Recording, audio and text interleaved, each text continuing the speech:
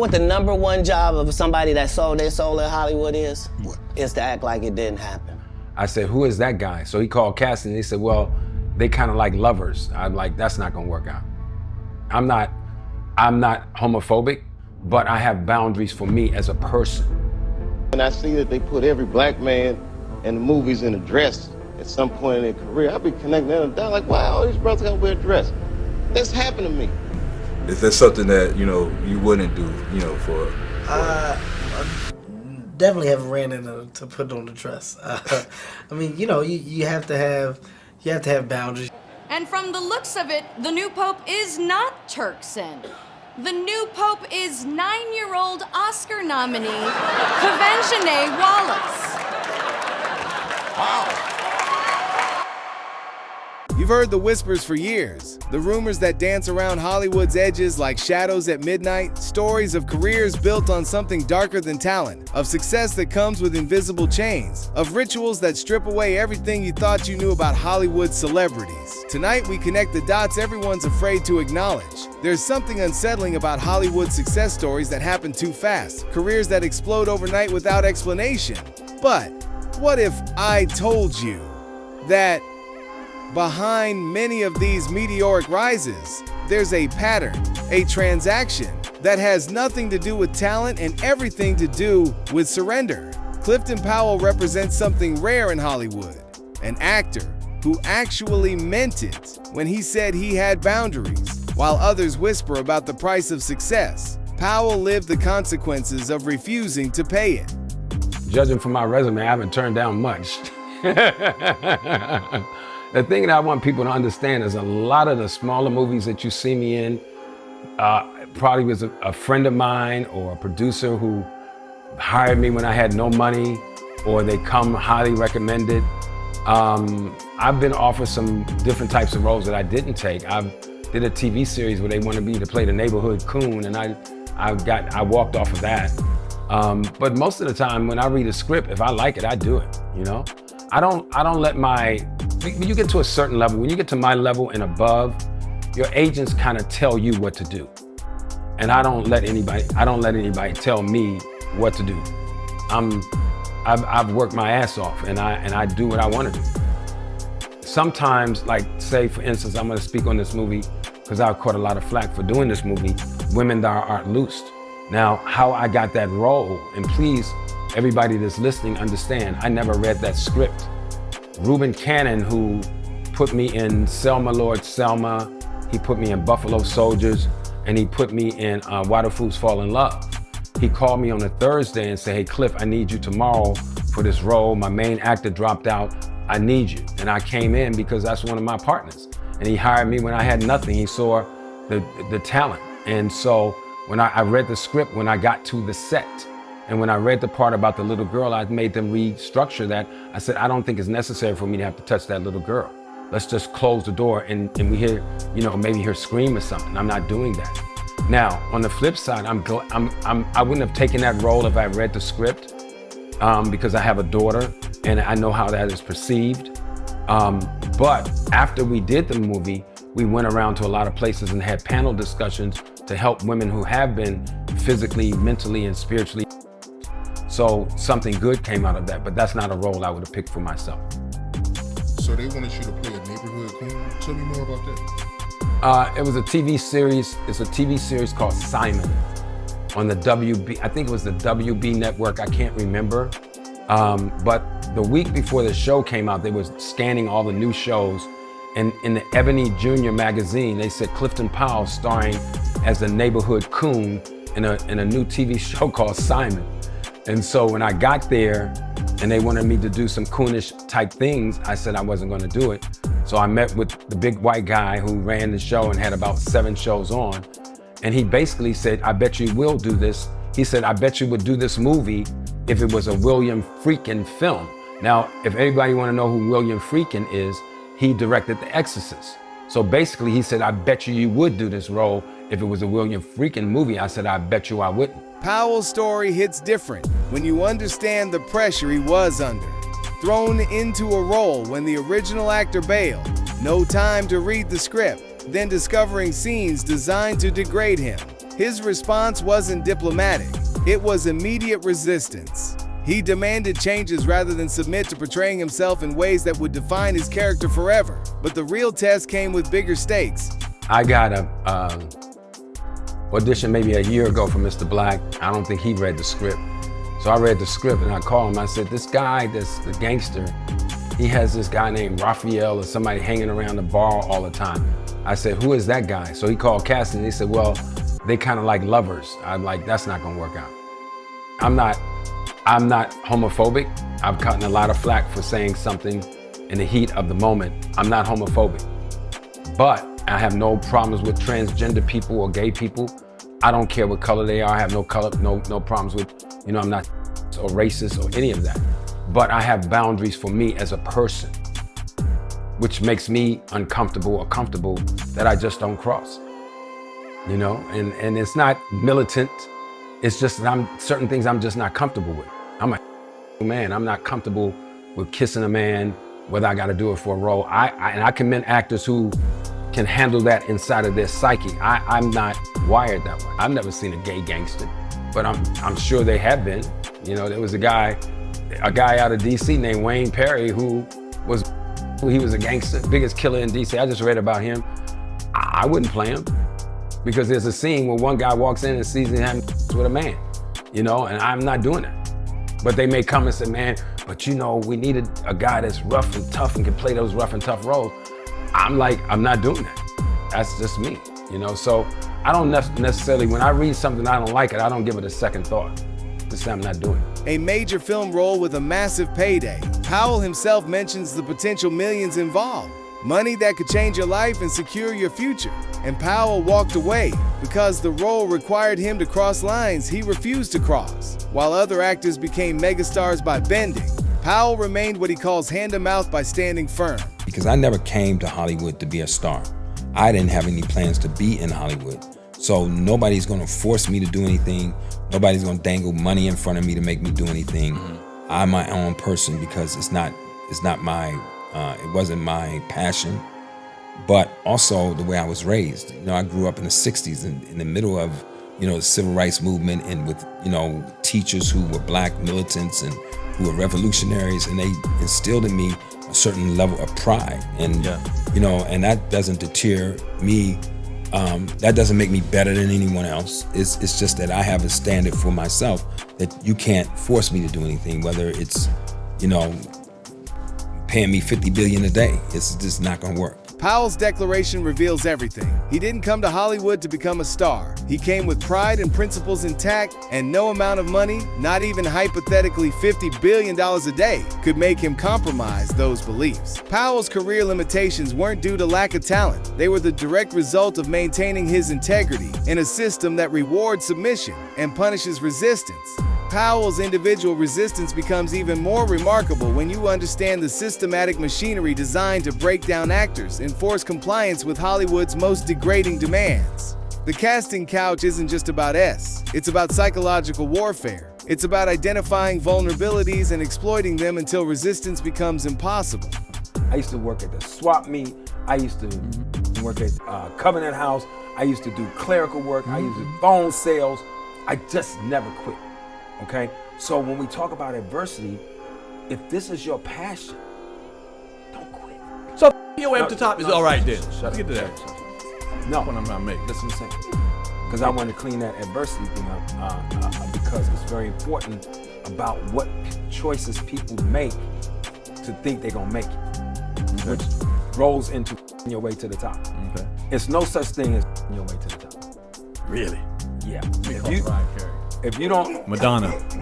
If you don't have any talent, at some point you're gonna hit a wall.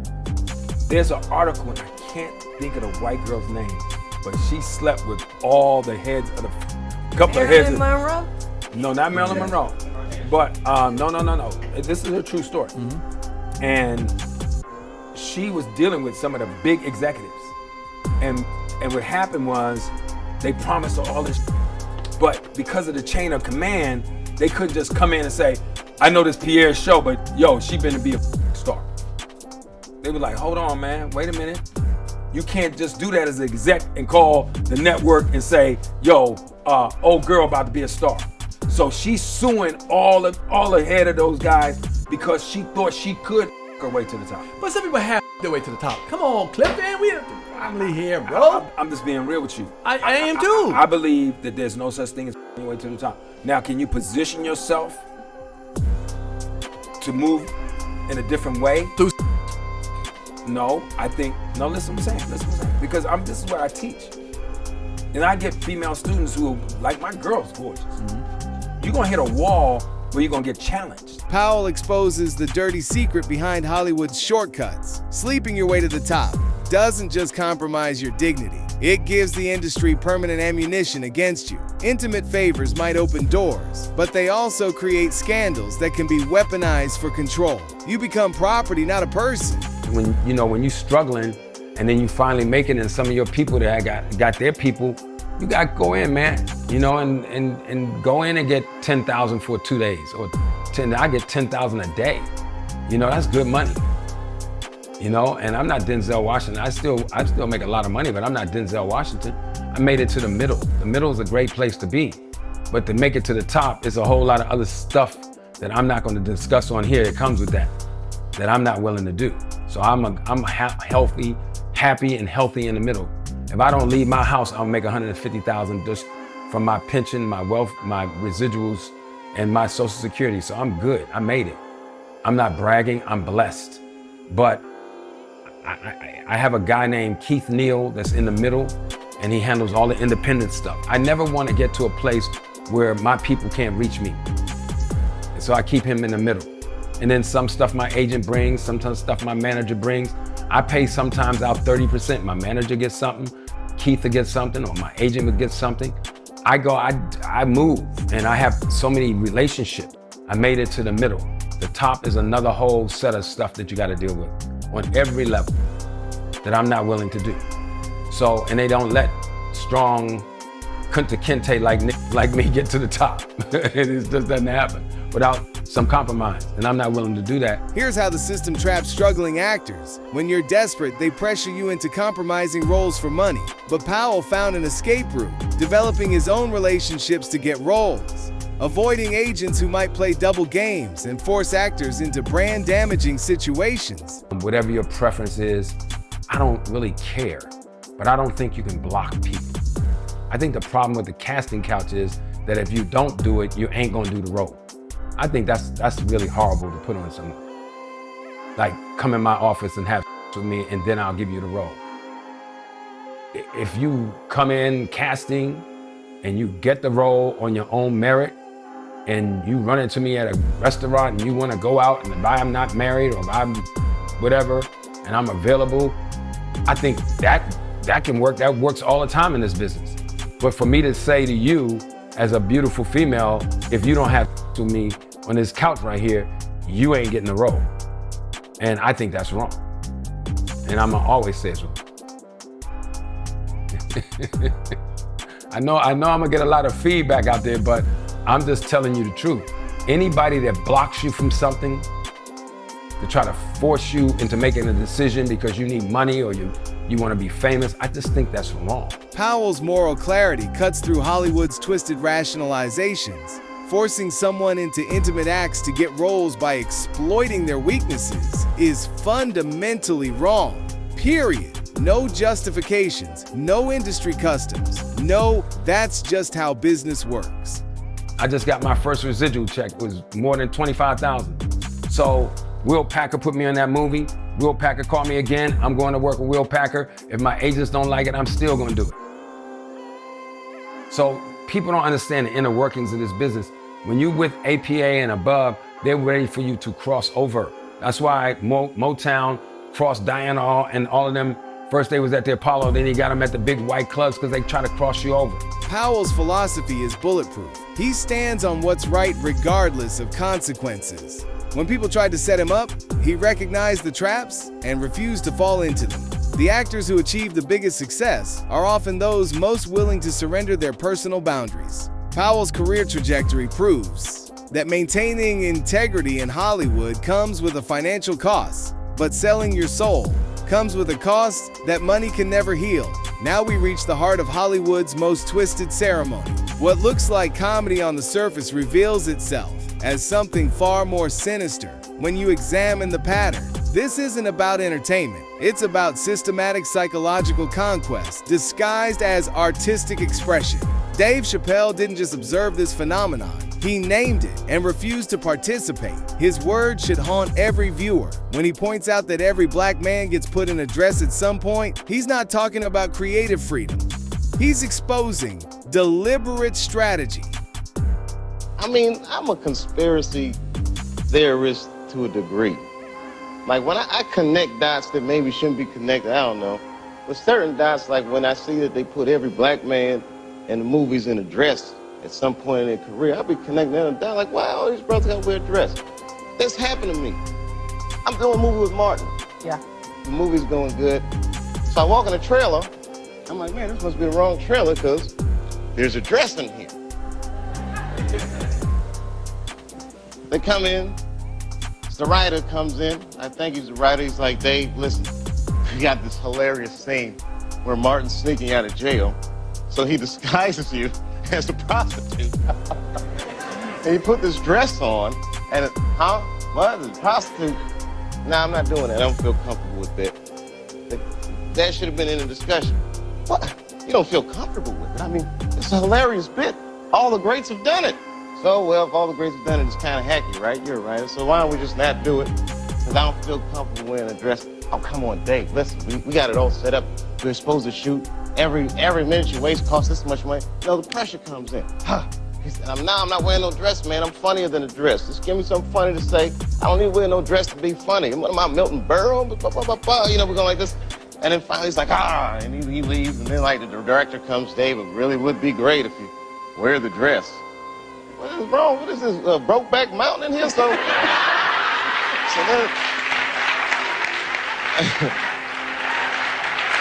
wear the dress. I don't want to wear the dress. I want to wear this dress. You know what I mean? Oh gosh, it's so difficult. They leave. Now the producers comes, come on, David, would be so great. I mean, and then I started thinking about it. All the comics that I've seen, man, you know, strong brothers, why they be putting us in these dresses? But the minute it was clear, I was adamant, I'm not wearing a dress. I'm not wearing the dress. All right, fine. Think of something else. That comes back 10 minutes later, the whole new scene. Damn, how did you write the scene so fast? You know, it's like, so you gotta take a stand. Chappelle exposes the dress wearing as Hollywood's coordinated tactic, a systematic approach to cornering and breaking resistance. Notice how he gets labeled a conspiracy theorist for revealing this pattern. That's the industry's defense mechanism activating to protect the ritual from exposure. But what happens when you resist the ceremony? What's the cost of saying no to Hollywood's initiation? You disappeared for a while. People were saying, where's Dave? Where's Dave Chappelle? Where's he going? And then it turns out you took a trip to Africa. Is that true? Yeah, it's true. Yeah. It wasn't like they said. Right. It was because like, the stories, as you know, you're hearing all kinds of stuff on the news. it was crazy, man. I mean, first I went to Africa to chill, and I tell you, hear a lot of black people say this, like when you go to Africa, especially your first time, you have this overwhelming feeling like you're home, which is true. I had that feeling like, man, this feels like home. I think I felt that way because there's a McDonald's in the airport. So I got me a Big Mac. But then it was like, it just got out of control. Like I was in Africa, and next thing I know, I started hearing all the stories like comedian Dave Chappelle's in a mental institution in South Africa. And I was like, man, I must be losing my mind. Yeah. Because I thought this was the beach.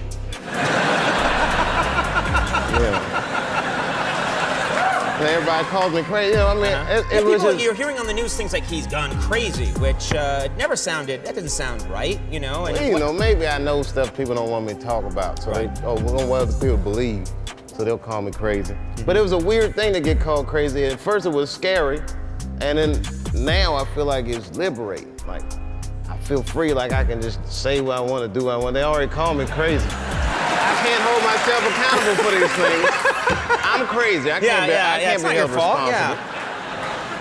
couldn't control myself. Chappelle walked away from $50 million and went to Africa to escape the pressure, society's immediate reaction. He was labeled mentally unstable for refusing to wear women's clothing. The message was crystal clear. Resistance to ritual humiliation will be reframed as insanity, making submission appear rational. The systematic nature of the dress-wearing requirement proves this isn't about individual creative choices. It's about industry-wide conditioning designed to ensure only submissive personalities achieve mainstream success. Kevin Hart's journey represents the perfect case study in how Hollywood's pressure eventually breaks even the most vocal resistors. His transformation from boundary-setting defiant to compliant performer shows exactly how the system operates. Is that something that, you wouldn't do, for? I definitely haven't ran into to put on the dress. I mean, you have to have boundaries. You have to have limits that you refuse to cross. For me, I know what they are. They've yet to been challenged, so I don't have to speak on them. I was asked to dribble a basketball on the talk show this morning. I said no to that. Not that was a dress, but I was like, no, I'm gonna look stupid. At the end of the day, you gotta know that you're a brand. I'm a brand. You need to protect your brand at all times. When things happen that can possibly affect your brand, your brand can be diminished, and you don't want that to happen. So, protecting my brand is definitely a priority. Hart's original stance was uncompromising. He would never wear a dress regardless of money offered, claiming he wanted to protect his brand at all costs. This wasn't casual conversation. This was a man drawing a line and permanent marker, but the pressure never stops. The system keeps applying force until resistance becomes impossible. You know what? I was actually one of those comedians that said, no, I wouldn't wear a dress. There's no way I would wear a dress. And then when proposed with the opportunity of what I felt was funny, I said, oh, that's funny, I'm gonna do it. Oh, Kwanzaa is relevant. Yeah, that's funny. She's small. I can do the whole thing. It'll be funny. I think now, knowing about the opportunities that can be thrown at you, it's all about choice. Nobody makes you do anything. Nobody says this is what you got to do. This is the only way that you're going to do it. Nobody made Martin put on the dress in Big Mama's house. Nobody made Tyler Perry put on the dress as Medea. Nobody made Jamie Foxx put on the dress as Wanda, and nobody made Martin do it as Shanae. It was a choice. And on Saturday Night Live, it was a choice that I made. So I think it's all about your pick of what's funny to you and what you feel would be funny to others. And I will say that's the knowledge that I now have and understand. But from the outside looking in, you always go, I ain't gonna do it. Ain't no way. Why? Why I gotta do it? I ain't gonna compromise myself. For what? I am who I am. But then you're in a movie, and then it calls for a funny scene. Hey, what if you went in this way? And if it's actually funny, it's funny. So at the end of the day, I think funny is funny. You can't put rules and regulations. Listen to Hart's rationalization after he wore the dress on SNL. It was funny. No one forced him. No one forces anyone to wear dresses. This isn't conviction. This is Stockholm Syndrome in action. The victim defending the system that broke them. Hart's journey from resistance to compliance to rationalization demonstrates the three-stage psychological conquest process: defiance, submission, and finally defending the system that destroyed your original principles. Hart's career explosion after wearing the dress proves the reward system works exactly as designed. Comply with the humiliation ritual, receive massive advancement, resist like Clifton Powell or Dave Chappelle, and remain talented but limited. As the curtain falls on Hollywood's hidden rituals, we're left confronting uncomfortable truths about the price of fame and the machinery of control. Clifton Powell's resistance, Dave Chappelle's escape, and Kevin Hart's transformation reveal a system that demands more than talent. It requires the surrender of identity itself. The dress isn't just fabric, it's a flag of submission, and those who wave it are rewarded with riches beyond imagination. But here are the questions that matter. Is any amount of success worth sacrificing your soul? And in a system that rewards humiliation over humanity, who are the real winners? Those who conform or those who walk away? If you like this video, hit that subscribe button so that you never miss out on any new videos. And until then, fam, keep it real.